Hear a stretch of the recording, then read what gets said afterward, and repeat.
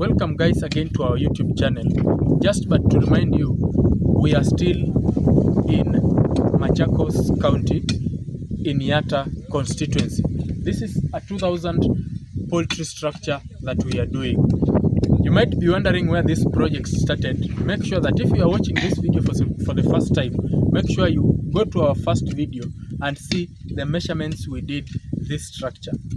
My name is Paul and I just assist farmers to establish and run a successful poultry farm. So this structure, just but to remind you if you are watching for the first time, this structure is for 2000 improved kienyeji birds. So when we talk of improved kienyeji birds, we are taking 5 birds for 1 meter square. So it means for 1000 birds we need 200 meters square, and for us to achieve the 200 meters square, we put the length, that is the longest side, to be 25 meters by the shortest time, the shortest part to be 8 meters. So if you do 8 meters times 25, that is 200 meter square. And we are having the 2 floors here. We are going to have the first floor and the ground floor. That's why in our procurement we are using the poles now. As you can see, this pole is very long enough at least to accommodate the first floor. This pole here is 18 feet long, and we are also going to use the 9 feet long poles that are going to support the first floor. So now I just want to continue where I left yesterday. We left when we had done the demarcation. Then after now demarcation, we are now having we are doing the excavation of the holes. Now just but to explain, the excavation of the hole is 2 feet deep. You can just show them how deep the hole is. It is 2 feet down. So that 2 feet down hole, it's going now to make sure that your poultry structure is strong and rigid enough so that your structure is not maybe being swayed by the wind or by the different climatic conditions. So now when we are now doing the posting, of course we've started raising the posts. These are now the major posts. As you can see, they are very long enough so that your structure will last longer. But there is something that we've done to them that I also want to learn, so that for you to avoid this structure, maybe to avoid this structure lasting lesser period, or rather to make it last longer, there is something that we've done to these poles. Apart from treatment, again, we just think in layman's language to avoid maybe the poles being attacked by termites. So just move here so that I show you what is going on here. So when we are doing now, when we are now doing the post, before we put it in the hole, we have tied the post with this polythene bag, as you can see. Now these polythene bags normally help to avoid the post being eaten by the termites. You see, termites are very destructive animals, and in major cases they make such structures to fall down. So if you're also doing any construction that involves posts, make sure that before you fully cover the post, make sure that you've covered it with the PVC black polythene. Then apart from that, now this post we are going to mix the concrete, and of course they are the ones that you are going to fill the hole with. That is backfilling the hole. We are going to use the concrete. And now if you are using the concrete to backfill this hole, I've also put here the nails, the 6-inch nails. You can just show them the 6-inch nails the way they are. So you can see we've put sides by sides so that when now the concrete is entering, is making that hole, it's now this post is going to be strong enough even to carry even 2 floors upwards. But for our case, we are just doing one floor upwards. So now you might be wondering what I'm carrying. Yeah, this is not a juice, this is not a soda maybe we are drinking, but it's also an extra treatment to make sure that we are avoiding the destruction of termites. That's why we have this chemical here called Gladiator.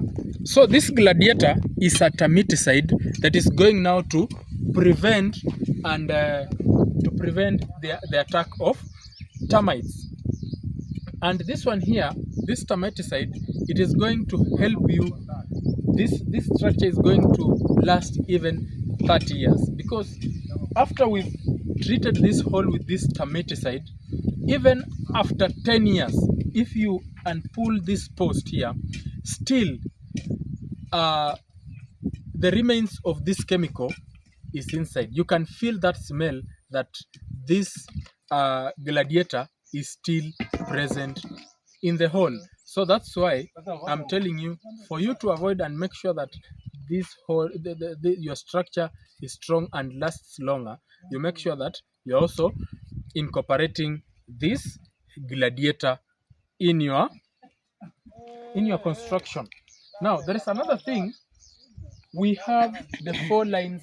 Of course, before we go to the 4 lines, I want to just explain how this Gladiator is used. So this Gladiator, you are going to use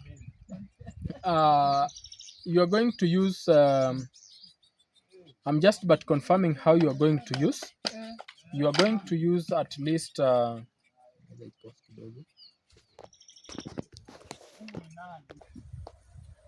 so now we are going to use this 1 liter. We are going to mix with 20. No, this 1 liter is going to be used in 50 liters of water. For it to be so much effective, make sure that you are using the 1 liter of Gladiator to be mixed in 50 liters of water. Now from there, I just want to show you another strong point that, or rather another thing that we've done for this poultry house to be very strong. So as you can see, for the shortest part here, we are having the holes at 4 feet each. Then again, at the center of this one, we are now putting the beams to be long, so that the center post should be long, so that they are touching the main roof of the house. But now again, we are having this part here that is going to only reach the first floor. So these ones are going to be the strongholds for the first floor. So now I just want you to move with me here so that we see the measurements of this house. So now we are just but continuing with the excavation work, as you can see. So the interval from this hole again to this hole is 4 feet, just to make sure that your house is strong. You see, the weight of the birds also determines how you should build your poultry house. So this is a 2,000 poultry structure. So it must be very strong to hold the weight of those birds. So I'm just taking you slowly. As you can see here, it is being excavated. Mzee, habari? Unachimba shimo. Unachimba how many feet?